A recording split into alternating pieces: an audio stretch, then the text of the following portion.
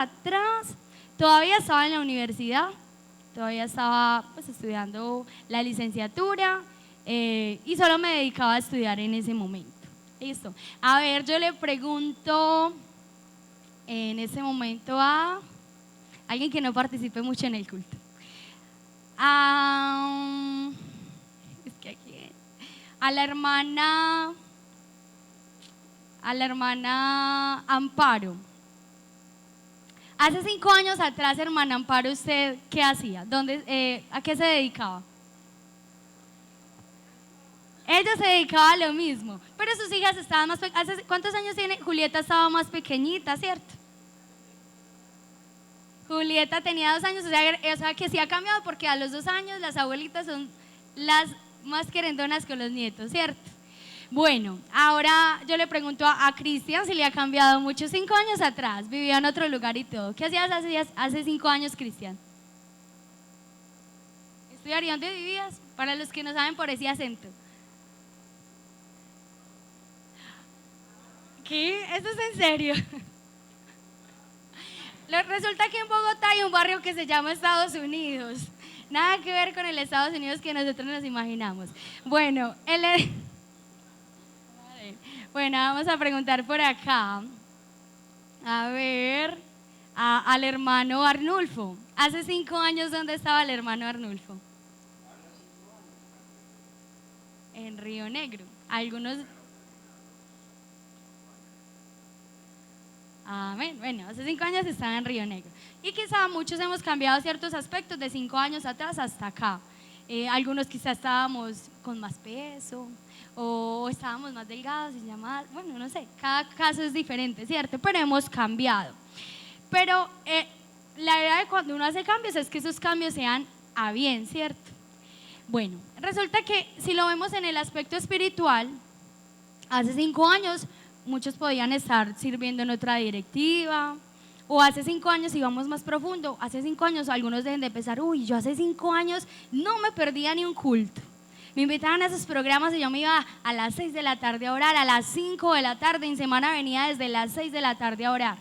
Y se quedó como en el recuerdo, uy, hace 5 años yo dedicaba mucho tiempo a la iglesia. Muchos pueden pensar eso. O al contrario, muchos pueden decir, ay, hace 5 años no estaba todavía en este lugar, pero ahora estoy aquí por la gracia del Señor, ¿cierto?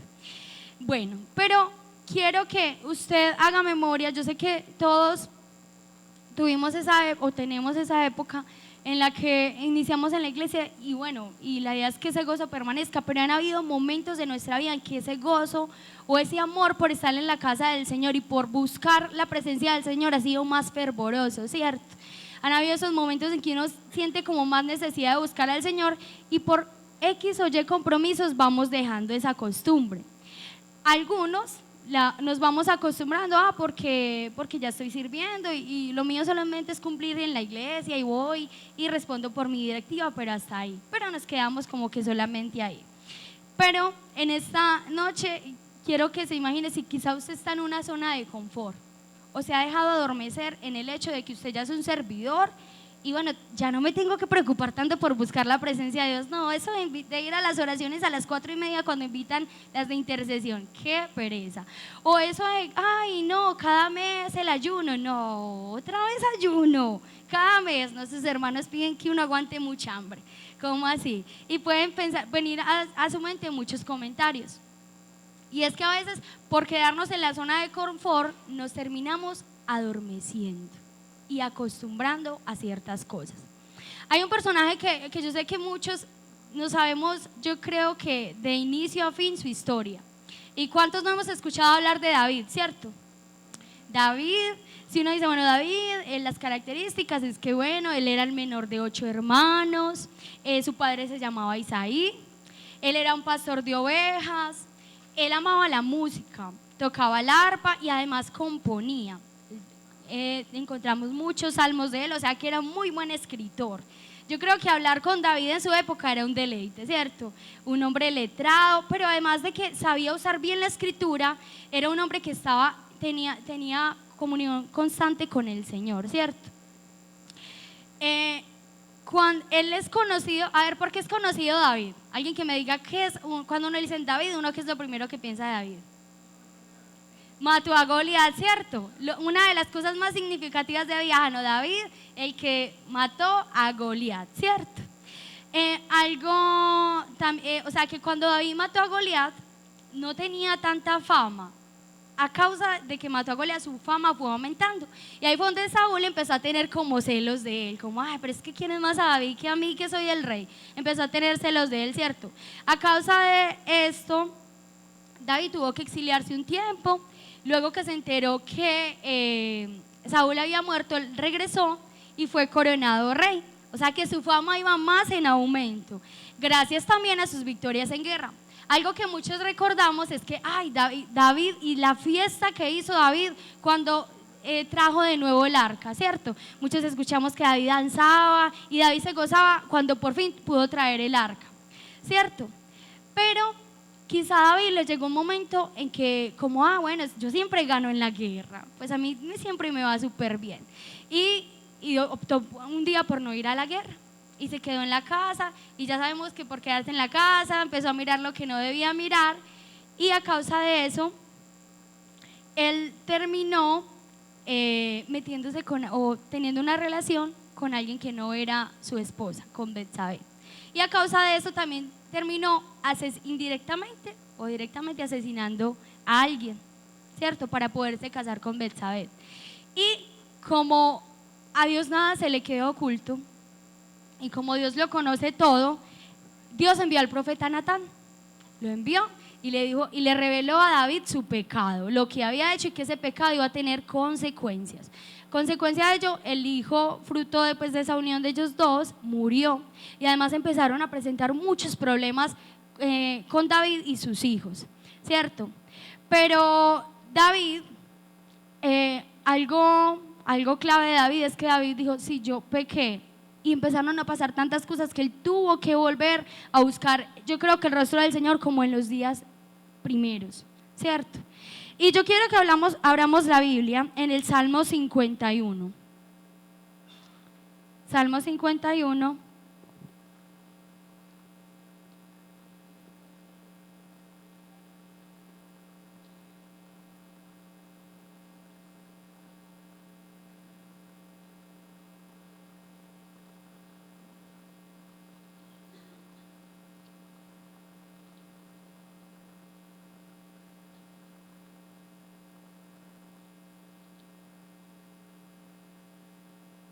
Y mire que el Salmo dice, arrepentimiento y plegaria, pidiendo purificación.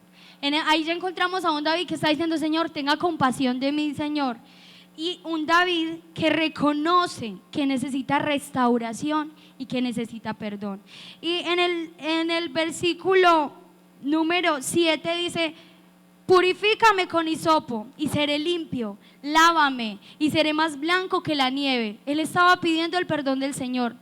Y el Señor, como Él no desprecia un corazón contrito y humillado, el Señor lo escuchó.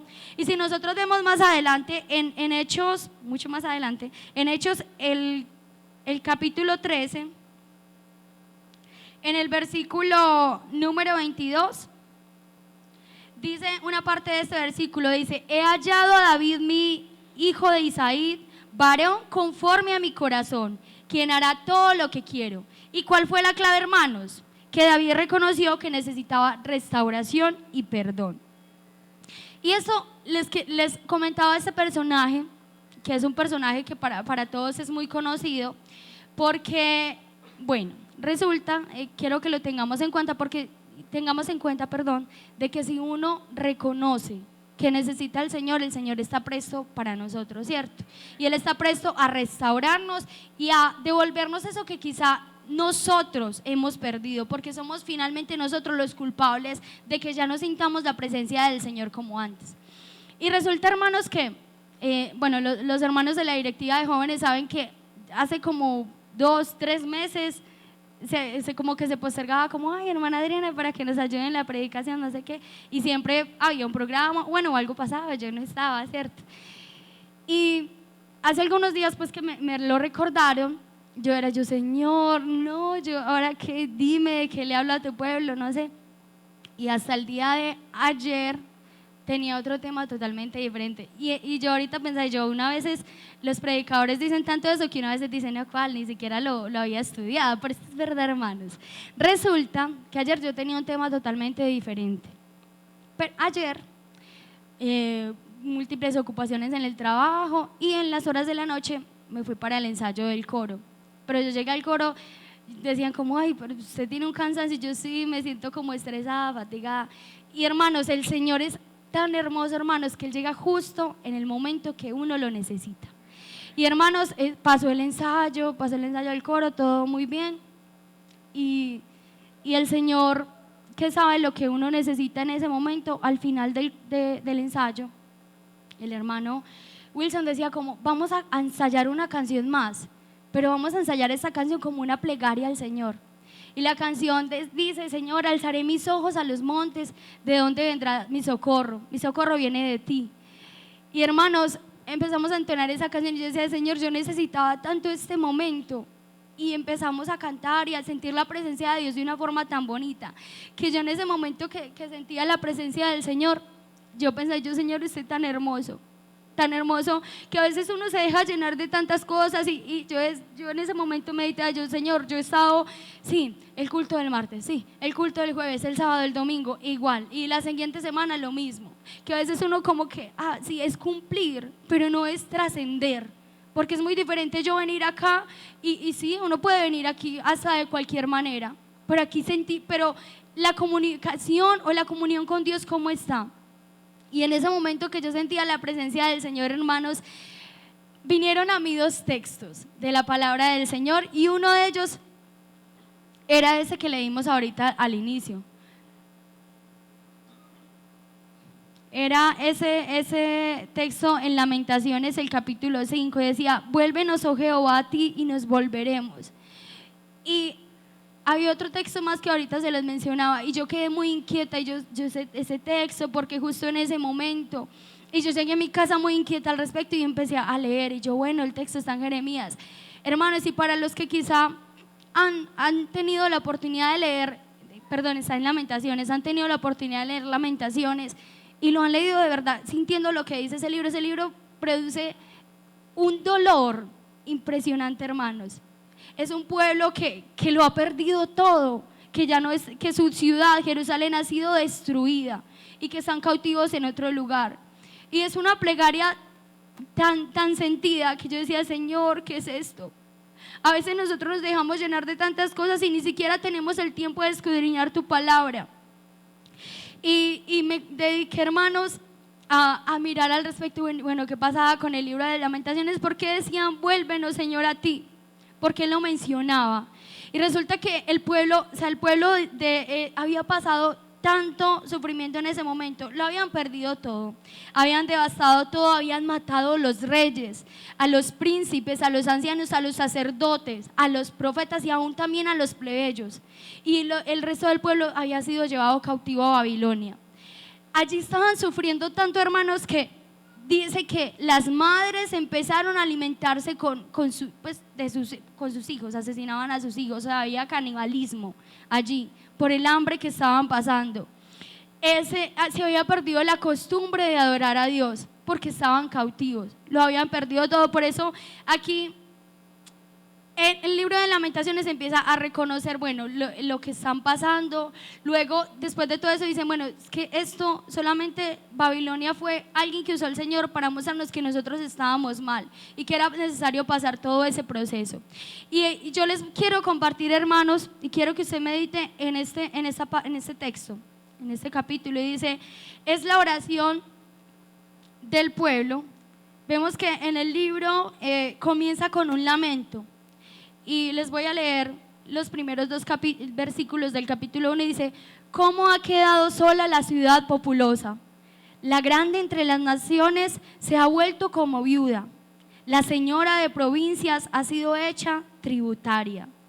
Amargamente llora en la noche y sus lágrimas están en sus mejillas. No tiene quien la consuele de todos sus amantes. Todos sus amigos le faltaron, se volvieron enemigos. Y después de que pasaron esto, de que dijeron, bueno, todo lo que hemos perdido, y reconocieron que definitivamente Dios era al fin el que los podía restaurar de ello. Se encuentra uno con un capítulo hermoso que dice: oración del pueblo afligido. Dice: acuérdate, oh Jehová, de lo que nos ha sucedido. Mira y ve nuestro oprobio. Nuestra heredad ha pasado a extraños, nuestras casas a forasteros. Huérfanos somos sin padre, nuestras madres son como viudas. Nuestra agua bebemos por dinero, compramos nuestra leña por precio. Padecemos persecución sobre nosotros, nos fatigamos y no hay para nosotros reposo. Al egipcio y al asirio extendimos la mano para saciarnos del pan. Nuestros padres pecaron y han muerto, y nosotros llevamos su castigo. Siervos se enseñorearon de nosotros, no hubo quien nos librase de su mano. Con peligro de nuestras vidas traíamos nuestro pan ante la espada del desierto. Imagínense usted, hermanos, eso. ¿Qué tenían que hacer ellos para poder alimentarse? Nuestra piel se ennegreció como un horno a causa del ardor del hambre. Violaron a las mujeres en Sión, a las vírgenes en las ciudades de Judá. A los príncipes colgaron de las manos, no respetaron el rostro de los viejos. Llevaron a los jóvenes a moler y a los muchachos desfallecieron bajo el peso de la leña. Los ancianos no se ven más en las puertas, los jóvenes dejaron sus canciones. Cesó el gozo de nuestro corazón, nuestra danza se cambió en luto. Cayó la corona de nuestra cabeza. Ay ahora de nosotros, ¿por qué pecamos? Por esto fue entristecido nuestro corazón, por esto se entenebrecieron nuestros ojos. Por el monte de Sión que está asolado, zorras andan por él. Mas tú, Jehová, permanecerás para siempre, tu trono de generación en generación. ¿Por qué te olvidas completamente de nosotros y nos abandonas tan largo tiempo? Vuélvenos, oh Jehová, a ti, y nos volveremos. Renueva nuestros días como al principio, porque nos has desechado, porque has airado contra nosotros en gran manera. Y hermanos, es un texto que dice algo tan maravilloso, y yo en esta noche quiero que usted medite en ese texto, pero para su vida. Tal vez nosotros, por el pasar del tiempo, como les decía ahorita, nos hemos acostumbrado. Y si usted en esta noche toma posesión: Señor, yo quiero volver a ser esa persona que era en esos momentos de fervor en tu presencia. Yo no quiero venir acá por cumplir, Señor, no. Eso yo lo puedo hacer en otra parte. Si yo vengo aquí, Señor, yo no quiero venir porque el grupo de alabanza otra vez me dice que me coloque de pie. No, Señor, yo vengo acá porque es que yo tengo una necesidad de ti. Yo vengo acá, Señor, porque yo declaro, Señor, que no tengo otro lugar a donde ir.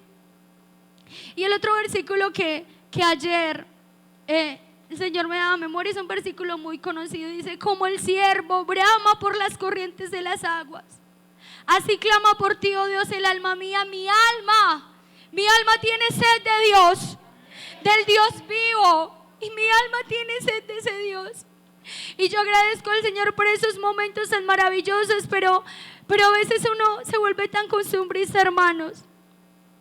Y ahora yo meditaba al respecto y me acordaba de un relato que yo sé que muchos en algún momento nos han comentado. Y es en sí la decisión del águila. Es un ave que puede vivir muchos años, 70 años, pero el águila a los 40 años tiene que tomar una seria decisión.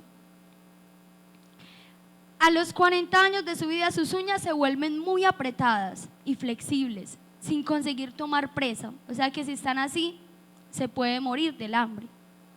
Su pico largo y puntiagudo se curva apuntando contra su pecho. Sus alas se envejecen y se tornan pesadas y de plumas gruesas. Volar se le hace muy difícil, entonces el águila tiene solamente dos alternativas: morir o enfrentar su doloroso proceso de renovación que durará 150 días. Ese proceso consiste en volar hacia lo alto de una montaña y quedarse ahí, en un nido cercano a un paredón, en donde no tenga la necesidad de volar. Después, al encontrarse en el lugar, el águila comienza a golpear su pico en la pared hasta conseguir arrancarlo. Luego de hacer esto, esperará el crecimiento de su nuevo pico, con el que desprenderá una a una sus uñas. Cuando sus nuevas uñas comienzan a nacer, comenzará a desplumar sus plumas viejas. Finalmente, después de 5 meses muy duros, sale para el famoso vuelo de renovación que le dará 30 años más de vida. Y hermanos, ahorita el hermano Andrés me decía como no, yo sé que vas a predicar muy largo. Yo le decía, no, Andrés, yo sé que el Señor trae un mensaje específico para la iglesia de Gaitán. Y no sé por qué el Señor en esta noche le quiere decir, te acostumbraste a venir solamente y orar 15 minutos. Y te acostumbraste a escuchar el mensaje e irte para tu casa sin nada. ¿Qué tal si en esta noche tomas una decisión? Y le dice, Señor, vuélvenos, Señor, oh Jehová, a ti. Y yo pensaba en eso y yo sí. En la iglesia de Gaitán hemos vivido momentos tan maravillosos, momentos en que la presencia del Señor se ha dejado sentir en gran manera, pero que a veces somos nosotros los que nos acostumbramos y ya no pasa nada, pero es por nosotros, solamente por nosotros. Y en esta noche, hermanos, es hora de tomar decisiones, o soy o no soy, no puedo estar a medias. Y yo, hermanos, no quiero redundar en lo mismo, porque el Señor es muy conciso en todo lo que dice. Pero sí quiero, hermanos, con el amor que le tengo a cada uno de los hermanos de esta congregación, yo quiero invitarlos a que se coloquen en pie. Y hay un versículo de la palabra del Señor que dice, Señor Jesús, es que fuera de ti yo nada deseo en la tierra.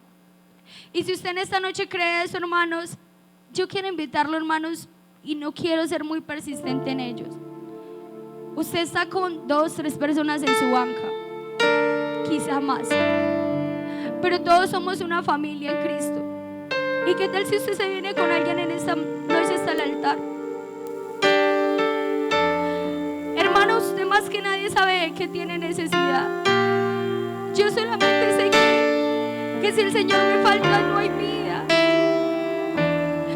que no quiero pasar momentos sin sentir su presencia, hermanos. Y qué bueno que si usted está ahí y ve que hay alguien que debería estar acá en el altar, venga con él y vamos a clamar como la familia que somos de Gaitán. Y vamos a venir acá al altar, Señor, Señor, vuélveme a ti, Señor. Mi alma tiene tanta sed de ti, Señor. Mi alma necesita tanto tu presencia, Señor Jesucristo. Y Señor Jesús, reconozco, Señor Jesucristo, que sin ti me muero, Señor Jesucristo. Que no hay otro lugar donde quiera ir, Señor Jesús. En nombre, Señor Jesús, la iglesia de Gaitán te necesita. ¿Qué tal si usted levanta su voz, que levanta oración al cielo, Jesús? Añoramos tu presencia, Señor.